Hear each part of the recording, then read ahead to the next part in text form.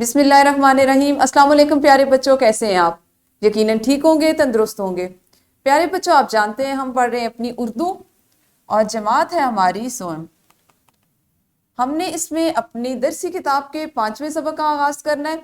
5वें सबक का उन्वान है मोबाइल की कहानी और आज हम उसको पहले हिस्से में पढ़ने जा रहे हैं, यानी सबक नंबर 5.1।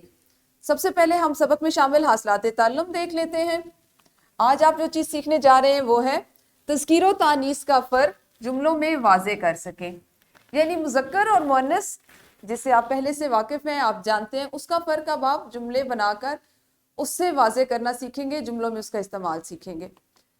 सबसे पहले हम अपने आज के सबक का इस्लामी नुक्ता नज़र देख लेते हैं। सूरत ज़ारियात की एक आयत है, वमिन कुल्लि शैइन खलक़ना ज़ौजैन लअल्लकुम तज़क्करून। हर चीज़ को हमने जोड़ा जोड़ा पैदा किया है ताकि तुम नसीहत हासिल करो। ये कुरान पाक की एक आयत का तर्जुमा लिया गया है जिसमें अल्लाह ताला खुद फरमाते हैं कि अल्लाह ताला ने इस कायनात की तख्लीक के बाद दुनिया में तमाम जानदार चीज़ों को जोड़ों की सूरत में पैदा किया है। आप देखें कि जहाँ पे किसी भी चीज़ पे आप अगर गौर करें, इंसान है तो औरत है और उसके साथ मर्द है। इसी तरह से आप जानवरों में जाएं तो शेर है तो साथ में शेरनी है, और गाय है तो साथ में बैल है, मुर्गा है तो साथ में मुर्गी है। यानी हर चीज क्या है, उसको जोड़ों की सूरत में अल्लाह ताला ने पैदा किया। और इसका अल्लाह ताला खुद कहाँ इसको बता रहे हैं, कुरान पाक में। हमने आज चूंकि मुज़क्कर और मुअन्नस पढ़ने हैं तो वो इसी से मिलते जुलते हैं, इसीलिए इस आयत का हवाला दिया गया। पहले हम कर लेंगे दोहराई।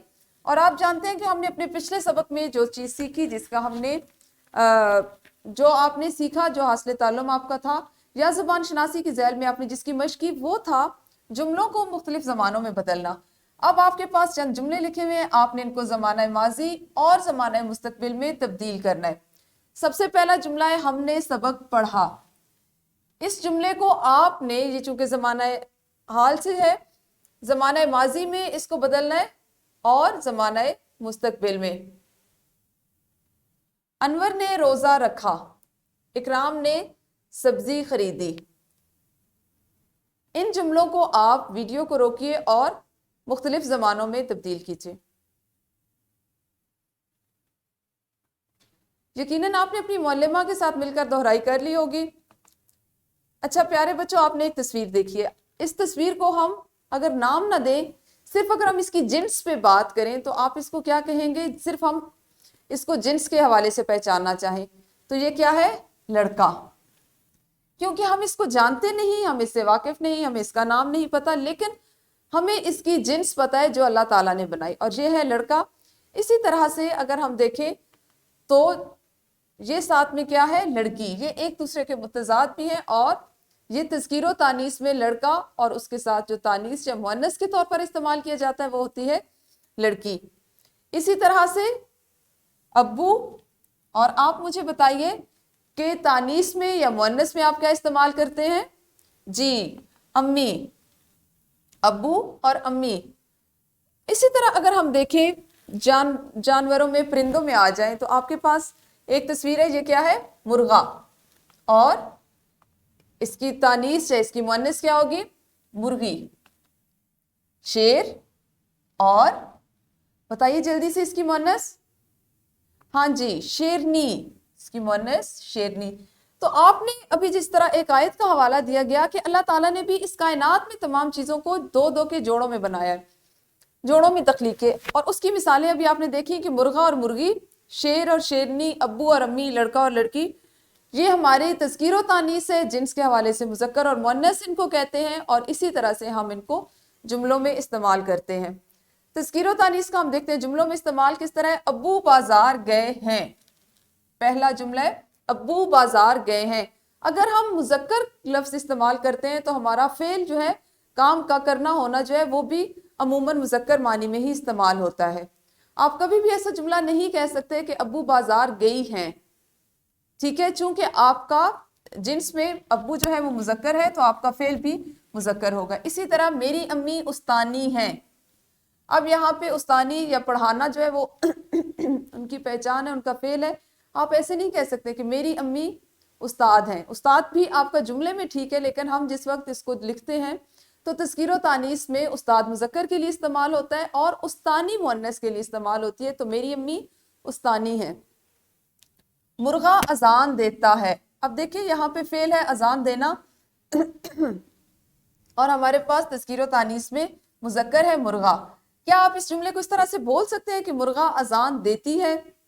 ہم اس کے فعل کو اگر بدل دیں دیتی تو اس کا مطلب ہے کہ ہمارا جملہ غلط ہو جائے گا. تو تذکیر و تانیث کی پہچان کا ایک آسان طریقہ یہ ہے کہ اگر آپ کا اسم جو ہے وہ مذکر ہے تو اس کا فعل بھی آپ کا مذکر کے معنی میں استعمال ہوگا. اسی طرح سے مرغی انڈا دیتی ہے.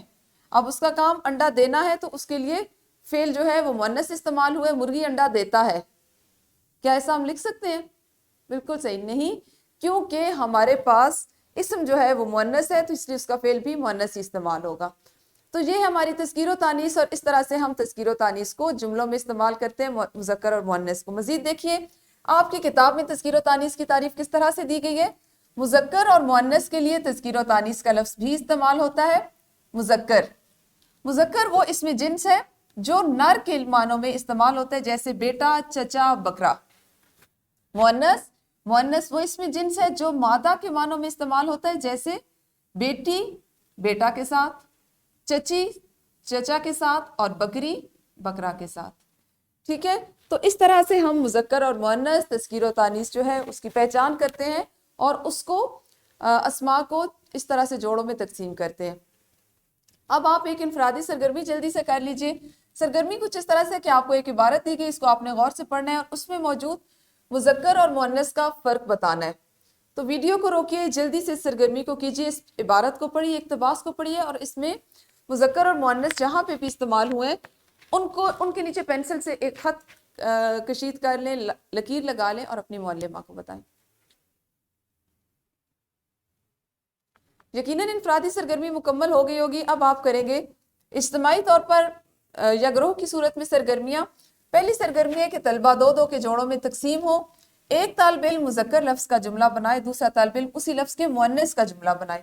یہ ایک دلچسپ سرگرمی ہے جس میں پہلا طالب علم جو ہے وہ مذکر جیسے بکرا اس کا جملہ بنائے گا تو فوراً سے دوسرے ساتھی نے اس کے مؤنث پہچانتے ہوئے اس کا درست جملہ بنانا ہے. اب باری بدل جائے گی اور جو طالب علم جس نے مؤنث کا بتایا اب وہ سب سے پہلے مذکر لفظ بتائے گا، اس کا جملہ بنائے گا، اور دوسرا ساتھی جو ہے وہ اس کو مؤنث میں بدل کے اس کا جملہ بنائے گا. اور دوسری سرگرمی ہوگی کہ اس میں بھی اسی طرح سے دو کی جوڑیوں میں آپ نے کام کرنا ہے. اس میں تقسیم ہونے کے بعد ایک کو مذکر لفظ بولنے کا کہے لیکن دوسرا اس کا جملہ بنائے. یعنی پہلا ساتھی مذکر لفظ بولے گا، دوسرا ساتھی جملہ بنائے گا، پھر دوسرا ساتھی جو ہے وہ مذکر کوئی لفظ بولے گا اور پہلا ساتھی جو ہے وہ اس کو جملے میں بدلے گا. تو یہ دو آپ کی سرگرمیاں، مختصر سی سرگرمیاں کرنی، ان کو آپ نے جوڑوں کی صورت میں. ویڈیو کو روکیے اور جلدی سے سرگرمیاں کیجیے.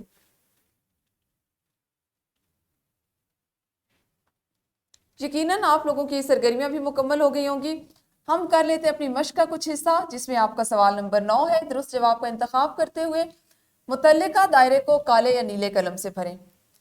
نمبر 1 لفظ استاد ہے، مذکر، مؤنث یا اسم معرفہ؟ درست جواب اس کو آپ نے منتخب کرنا ہے.